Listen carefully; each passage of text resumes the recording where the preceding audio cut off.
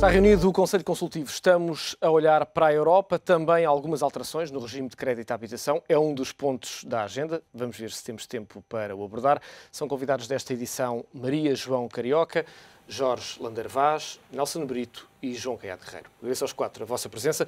Maria João, comece por si para falarmos de sinais preocupantes. O BCE disse que não, nem pensar. A Espanha não pode utilizar a dívida para injetar dinheiro nos bancos espanhóis. Tem de ser em dinheiro fresco. E, obviamente, há emissões à Itália e, obviamente, há também sinais cada vez mais preocupantes relativamente àquilo que é o cenário europeu.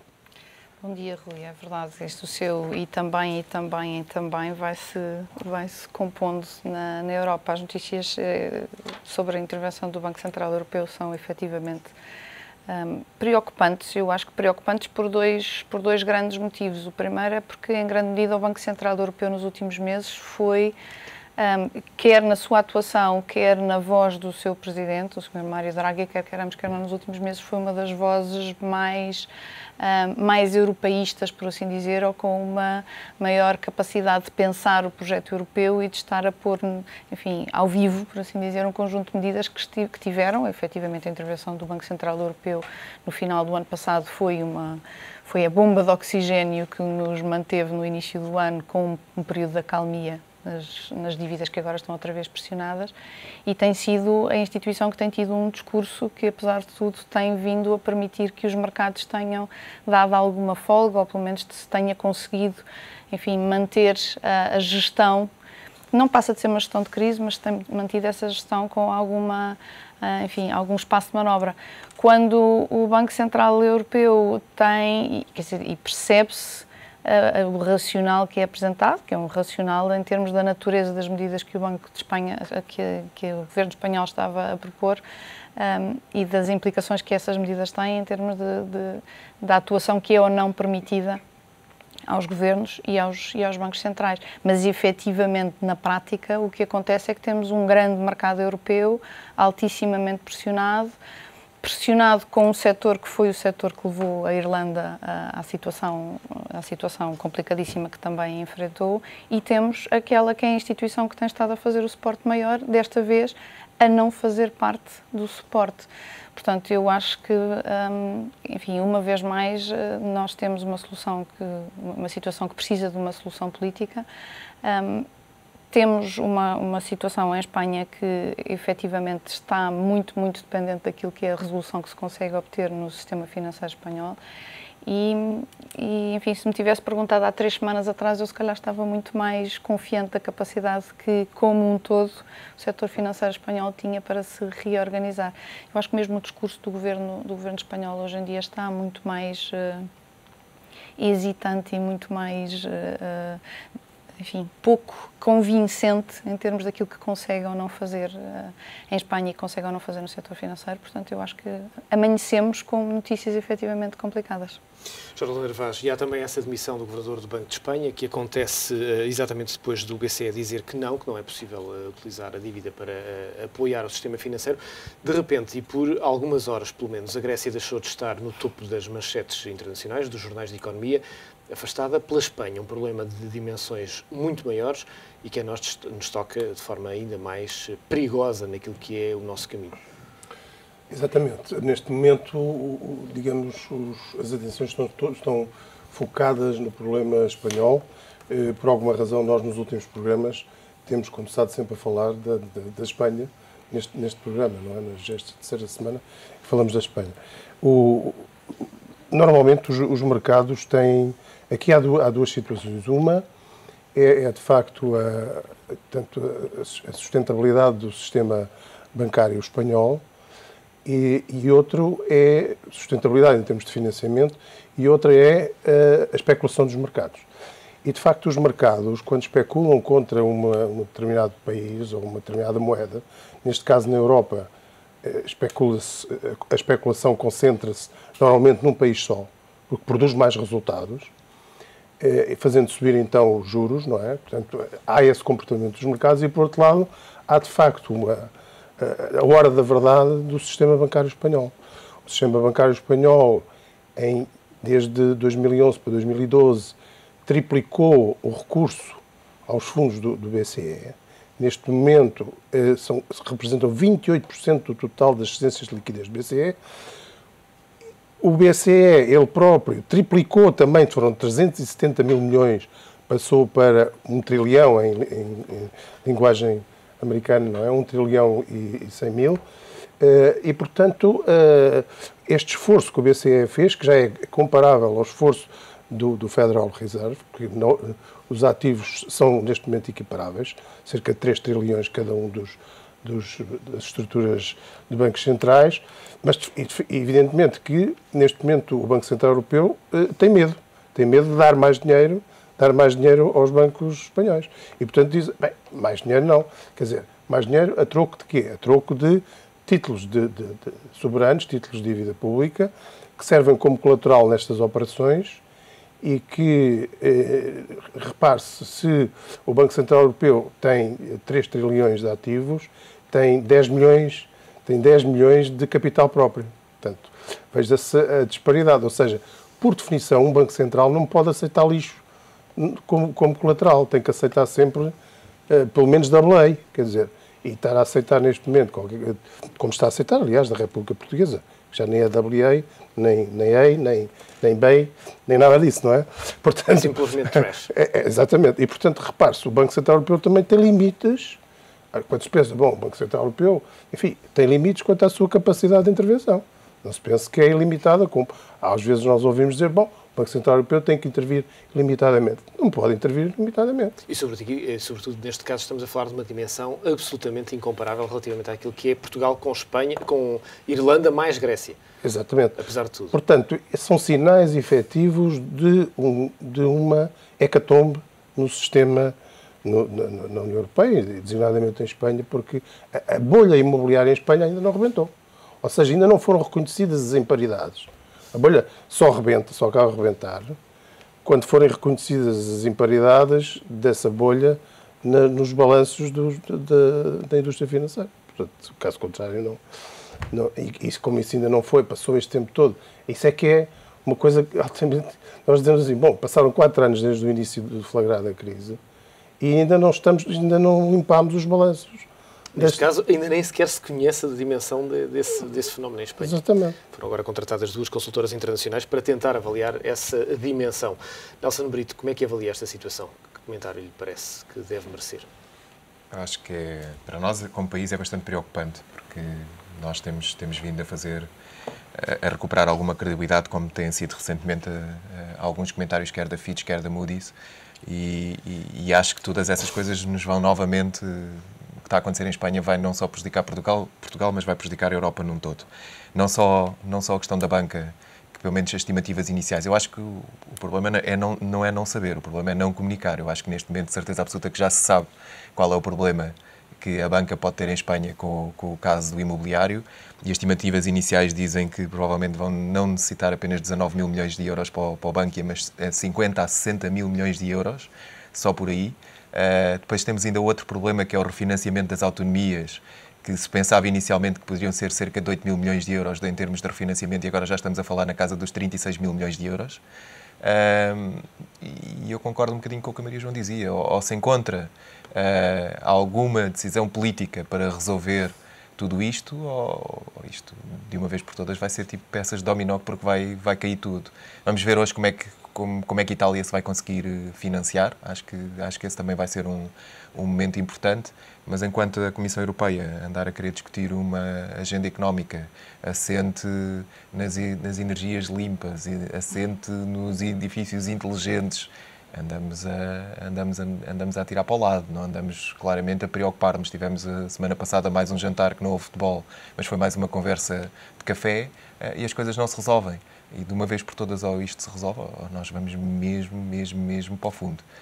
E esse é um dado que me preocupa imenso. Como português, preocupa-me adicionalmente o facto de um país como Portugal depender 25% das nossas exportações, que é das poucas coisas que nos estão a correr bem, para o mercado espanhol, em que, sabendo que estas coisas não vão continuar. Este é o link mais direto que nós temos com uma economia, é a nossa dependência super forte de uma economia como a espanhola, só para falar de Portugal, mas eu acho que isto já não... Há muito tempo que deixou de ser um problema de Portugal, acho que é um problema europeu, e os líderes europeus não estão a aparecer. João, que comentário faz relativamente à situação espanhola? A Espanha vive uma situação tão complicada, mas eu falava um dia destes com um dos líderes do mundo dos negócios espanhóis e ele dizia, isto está mal, mas não está assim tão mal quanto dizem. E quando se lêem no estrangeiro as notícias sobre Portugal, publicadas, depois nós estamos cá e as coisas não estão assim tão más. Eu sou um bocadinho mais otimista. Acho que nós vamos ter que, todos na Europa, aceitar ficar um bocadinho mais pobres, mas isso não será um grande drama. Do lado positivo, nós temos uma coisa. Os povos da Europa, em todas as sondagens que vamos fazendo, querem continuar com as vantagens que a Europa trouxe. Portanto, querem continuar com as vantagens que a Europa trouxe, querem continuar com o euro, mas não querem pagar por isso. E, portanto, como não querem pagar por isso ou não querem pagar por isso de forma evidente, esta não é a solução mágica, mas possivelmente faz parte do pacote de soluções, é que a Alemanha terá que ceder e permitir que a inflação suba um bocadinho, que é para haver aquele imposto que todos nós pagamos e que aparentemente não nos preocupa muito, não é? Porque nós recordamos todos, no início dos anos 80, os salários subiam 10% e a inflação andava em 18%, 20%. A real se calhar até andava acima. E não havia agitação social por causa disso, que os salários tinham subido 10%. Agora nós cortamos os salários 5% e há uma preocupação muito grande, enorme das pessoas, porque estão a perder dinheiro. Quer dizer, há de facto impostos e custos que não se vêem, a inflação é um deles e, portanto, são muito bem aceitos, e há outros que não. Eu julgo que, do ponto de vista político, isto é possível de resolver. Vai estar aqui num impasse até, pelo menos, às eleições francesas, que eu acho, aliás, mais importantes que as gregas, não é? Porque o que acontecer na Grécia, o que vai acontecer, afinal, na Grécia, depende dos gregos, mas depende mais do eixo Paris-Berlim, que aquilo que propriamente os gregos queiram. E enquanto não houver legislativas francesas, o Sr. Hollande não pode fazer aquilo que ele sabe que tem que fazer, que é, não vai conseguir cumprir aquele programa maravilhoso que propôs, porque não há dinheiro, e a senhora Merkel provavelmente também não vai ceder enquanto ele não fizer algumas cedências. Depois disso, o caso otimista para a Europa é que eles se entenderão e encontrarão uma solução. Porque a dívida total da Europa anda pelos 87% do PIB europeu, está a 12% ou 13% abaixo da dívida total dos Estados Unidos face ao PIB americano. Portanto, isto devia ser uma coisa, eu não digo resolúvel com facilidade, os Estados estão já muitíssimo endividados, portanto, é um problema muito grande. Queria pegar aqui numa coisa que nós falámos, que é quanto é que é a dívida total, quanto é que são os problemas totais nos bancos de Espanha e quanto é que são os problemas totais nas autonomias espanholas ou nas nossas autarquias. Quem contacta no dia-a-dia quer com empresas, quer particularmente com o setor público, seja de um lado ou do outro, percebe-se que há um incentivo muito grande na economia atual e nas sociedades atuais a que não se seja transparente. Enquanto se diz altamente que somos todos transparentes, há um enorme incentivo a que não se seja transparente. Um dos bancos, aqui quando foi a avaliação da Troika, alguém me dizia assim, a gente fez umas contas mais ou menos realistas, depois percebeu que não podia apresentar aquilo e teve que fazer outras para apresentar à Troika. Mas isto não é só aqui, não é? As nossas autarquias, daquilo que se percebe, terão uma dívida de 12 mil milhões, mas se calhar têm muito mais. Porque o incentivo todo está em não reconhecer as dívidas. Em não reconhecer, quer dizer, a todos os níveis das pessoas que lá estão. O funcionário que está ao balcão sabe que se for dizer ao superior que tem ali 3 faturas, o superior não vai gostar. E o superior sabe que se for dizer que tem não sei quantas faturas, não vai gostar. E, portanto, toda a gente encosta faturas para o lado a ver quando é que pode pagar aquilo. E é muito difícil, estas sejam faturas, sejam desvalorização dos ativos imobiliários em Espanha, seja o que for o incentivo a continuar a festa, mesmo que já não haja dinheiro para pagar ao palhaço, e sem dinheiro não há palhaço, como diz o povo, é muito grande. Maria João, falando da falta de dinheiro e falando do povo, há muita gente por estes dias, muita gente mesmo, que está incapaz de conseguir pagar o crédito à habitação. Alguns bancos têm avançado com a tentativa de passar essas casas para uma lógica de arrendamento. Há também várias propostas do Bloco de Esquerda ao CDS, passando pelo PSD e PS, no sentido de alterar algumas regras, nomeadamente contratuais, relativamente aos contratos que existem. Parece que seria preferível alterar essas regras ou avançar, de facto, para uma solução mais clara ou diferente, no sentido de transformar esses contratos em contratos de arrendamento? Nós, infelizmente, vamos estar a aproveitar, vamos estar num momento de crise a tentar resolver um conjunto de problemas que provavelmente poderiam ter sido resolvidos antes. E, portanto, o meu receio com a discussão deste conjunto de medidas agora, neste contexto, é que elas sejam tomadas de uma forma que acabe por enfim, em vez de resolver algumas das questões que podiam resolver, ficarem novamente insuficientes ou curtas. Em que sentido é que eu veria alguma reformulação da forma como os bancos encaram a sua intervenção no mercado imobiliário? Porque na prática é isso que acabamos por falar, não é? É disso que acabamos por falar.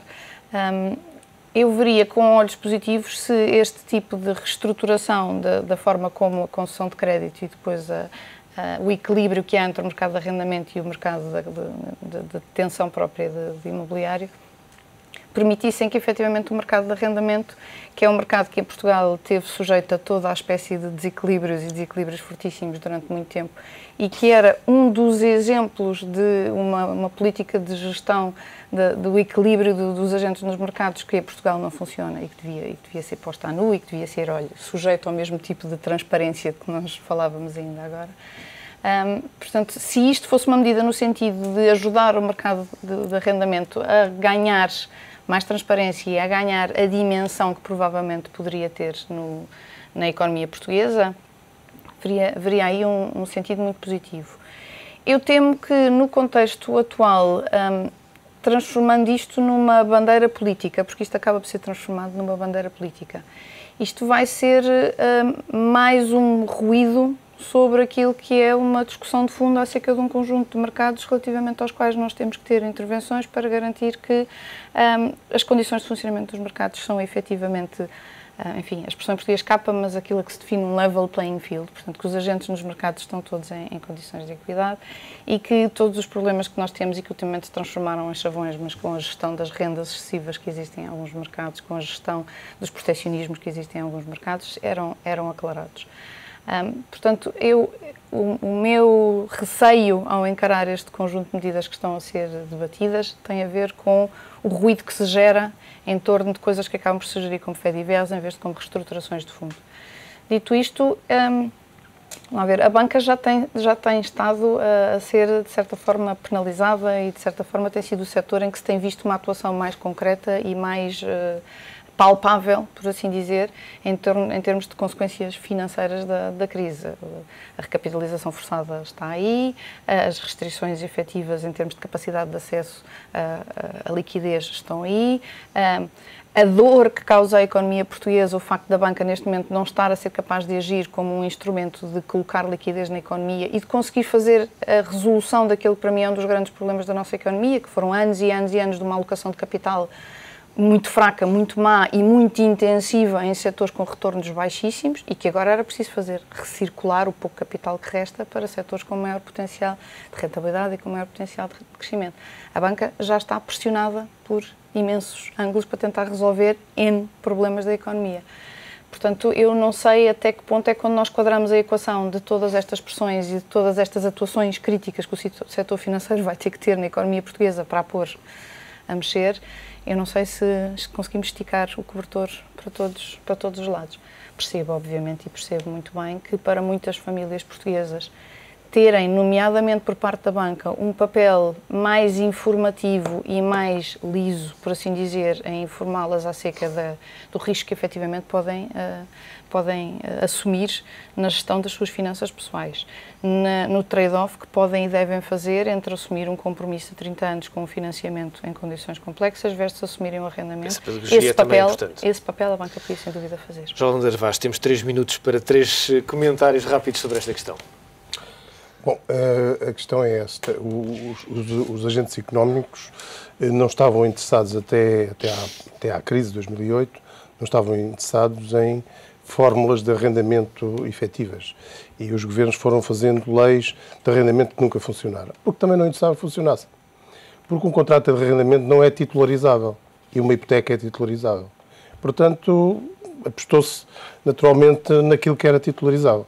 Agora, esta proposta do PSD, enfim, é interessante para flexibilizar os contratos de arrendamento. Eu lembro aqui que os bancos, por prática, já têm, desde que recebam o juro, o capital deixam estar. Portanto, quer dizer, também é uma coisa que a banca já faz correntemente com os mutuários, que é dizer assim, eu só me interesso a juro, porque na verdade a banca, o que lhe interessa é a rentabilidade dos ativos que tem. E, portanto, não amortiza capital, o capital fica aqui para esta geração e para a outra se for necessário. Ok? É só isto. Eu queria dizer. Não, acho que é importante e, acima de tudo, também vem permitir, talvez, com esta mudança de paradigma que está a acontecer, que as pessoas possam optar antes pelo aluguer versus a compra, e que também vai permitir que as pessoas entendam que há que haver mais mobilidade, claramente, quer a nível do país, já para não falar a nível do mundo, e que as pessoas estejam onde estão as oportunidades. Agora, acho que o tema deveria de ser mais em relação à banca, que de uma vez por todas se faça a recapitalização, porque andamos também há vários meses para a fazer, parece que estamos na reta final, mas todas as semanas parece que estamos na reta final, e, acima de tudo, eu gostaria que, se calhar, a banca olhasse mais aos projetos de qualidade, aos pequenos projetos de qualidade que precisam de financiamento, que o país precisa que esses projetos de qualidade possam exportar, e que não estejamos todos os dias a resolver os grandes projetos que provavelmente não têm já a solução. E para o qual a banca procura financiamento, e depois falta financiamento aos projetos de qualidade, de jovens que estão a ter boas ideias, de jovens que estão a apostar em novas indústrias, de jovens que estão a tentar fazer exportações, que isso é o que é importante. Eu gostava de recordar, das 6.000 PMEs líderes que nós temos em Portugal, classificadas como líderes, apenas 10% fizeram internacionalização. Já nem digo ter operação fora de Portugal, apenas 10%. É um número baixíssimo. 50% dos empresários em Portugal não têm mais do que o ensino básico, é um número baixíssimo. Acho que é por aí que a banca devia de ir, e não estar focada em outras coisas, e acho que é por aí que também o poder político deveria de ir, assegurar que os projetos com qualidade possam ter financiamento, assegurar que os projetos com qualidade podem procurar os mercados e que tenham ajuda para o fazer. Senão, não vai valer a pena nenhum investimento que a ICEP anda a fazer, a descobrir novos mercados, que o Presidente da República anda a passar pelo mundo inteiro, porque quem é capaz de fazer hoje já foi a esses mercados. Quem é capaz de fazer hoje já procurou esses investidores. Agora temos é que incentivar toda uma cultura de um país, e que é utilíssimo que a banca possa poder apostar nesses projetos, e que não cobre spreads, que são spreads que tornam completamente impossíveis que esses projetos tenham sucesso. João, comentário relativamente a esta questão do crédito à habitação. Eu queria dizer uma coisa que em Portugal nós não conseguimos, em 30 anos depois do 25 de Abril, mais aliás, fazer uma reforma do arrendamento. E toda a gente sabe o que é preciso, e toda a gente sabe o regime que é necessário. É necessário, fundamentalmente, poder pôr fora os inquilinos que não pagam renda ou que não cumprem os contratos, e rapidamente, não é em 6 meses, não é em 1 ano ou 2, é como fazem os franceses, vai à polícia, mostra que não pagou a renda, 8 dias depois está fora. E a França é um país do social, como eles gostam de dizer. Portanto, isso é uma das coisas. A segunda questão tem a ver com a atualização das rendas. Também não fomos capazes de fazer isso. Portanto, enquanto nós não quisermos criar um mercado de arrendamento, porque há 3.000 pessoas ou 20.000 pessoas que beneficiam dessas aqui rendas, ao contrário, que não pagam o que deviam pelas coisas, nós não vamos resolver o problema. Este problema da habitação, não vamos. Por outro lado, Portugal, e pegando aqui nesta história do cobertor, que já não chega, que a Maria João falava, que já não chega, começa a ter um problema muito grande. Os bancos estão com um problema muito grande do imobiliário valer cada vez menos, mas ao mesmo tempo o Estado, que vai fazer aumentos de capital nos bancos, lança e aumenta brutalmente um imposto, que é o IMI, que desvaloriza colossalmente o valor do imobiliário em Portugal. Portanto, nós já estamos numa situação em que parece que não sabemos o que andamos a fazer. Eu não sei se reparou que isto é um ciclo vicioso. O Estado lança, portanto, os imóveis estão a baixar de preço. Aumenta-se imenso o imposto que ainda faz baixar mais os imóveis de preço. Os imóveis servem para garantir os empréstimos que os bancos têm. E, ao mesmo tempo, o Estado vai meter dinheiro nos bancos, por causa dos problemas no imobiliário, que tomou uma decisão para baixar de preço. Quer dizer, para baixar o valor. Nós começamos a ter aqui muitas questões para resolver, e pelo menos naquilo que era fácil, que era fazer as reformas, obviamente, nós devíamos ser capazes de as fazer. Eu temo que tudo isto vá acabar por funcionar num sistema em que se melhora só um bocadinho as coisas e de resto tenta-se tapar o sol com a peneira, não é? Que é tipicamente o que se tem feito em Portugal. João Guerreiro, Maria João Carioca, Jorge Lander Vaz, Nelson Brito, é sempre um prazer contar com o vosso comentário. Fica por aqui o Conselho Consultivo. Aproveite este dia.